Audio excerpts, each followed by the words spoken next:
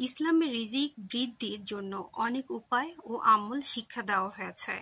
কোরআন ও হাদিসে এগুলো খুব সুন্দরভাবে বর্ণিত আছে। কিছু গুরুত্বপূর্ণ উপায় তুলে ধরছি। ১. তাকওয়া অবলম্বন করা, আল্লাহ ভীতি। আল্লাহ বলেন, যে ব্যক্তি আল্লাহকে ভয় করে, আল্লাহ তার জন্য উপায় বের করে দেন এবং তাকে এমন জায়গা থেকে রিজিক দেন যা সে কল্পনাও করতে পারে না। সূরা তালাক 6-5-2-3। ২. ইস্তেগফার বা তওবা করা, নিরবিচ্ছিন্নভাবে আল্লাহর কাছে ক্ষমা চাওয়া রিজিক বৃদ্ধির বড় মাধ্যম।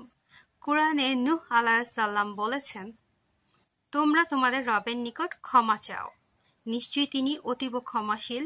তিনি তোমাদের উপর আকাশ থেকে প্রবল বর্ষণ করবেন এবং তোমাদের সম্পদ ও সন্তান সন্ততি দ্বারা সমৃদ্ধ করবেন। সূরা নূর 7-1-10-12। ৩.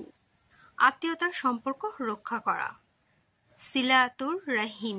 রাসূলুল্লাহ সাল্লাল্লাহু আলাইহি ওয়াসাল্লাম বলেছেন, যে চায় তার রিজিক বৃদ্ধি পাক এবং তার বয়স দীর্ঘ হোক, সে যেন আত্মীয়তার সম্পর্ক বজায় রাখে।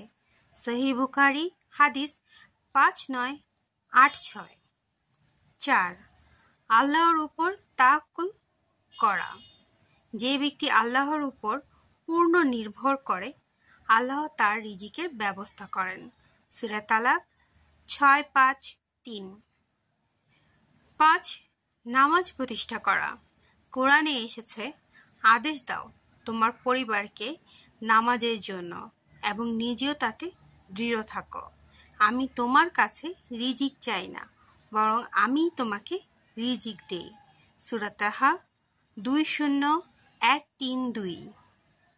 ৬. হালাল উপার্জনের চেষ্টা করা, হালাল পথে পরিশ্রম করে উপার্জন করলে আল্লাহ বরকত দেন। ৭. সকাল সকাল কাজ শুরু করা, রাসূলুল্লাহ সাল্লাল্লাহু আলাইহি ওয়াসাল্লাম বলেছিলেন, হে আল্লাহ, আমার উম্মতের জন্য সকালকে বরকতময় করে দাও। আবু দাউদ হাদিস 2606। ৮. সদকা ও দান করা, রাসূলুল্লাহ সাল্লাল্লাহু আলাইহি ওয়াসাল্লাম বলেছেন, সদকা সম্পদ কমায় না, বরং বাড়ায়। সহিহ মুসলিম হাদিস 2588।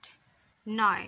শুকর আদায় করা, আল্লাহ তাআলা বলেন, যদি তোমরা কৃতজ্ঞতা প্রকাশ করো, আমি অবশ্যই তোমাদেরকে আরো বেশি দিব। সূরা ইব্রাহিম 1-4-7। সংক্ষেপে, তাকওয়া রাখা, ইস্তেগফার করা, আত্মীয়তার সম্পর্ক বজায় রাখা, সকাল সকাল পরিশ্রম শুরু করা, নামাজ ও দোয়া করা, হালাল পথে উপার্জন করা, সদকা করা, কৃতজ্ঞ থাকা।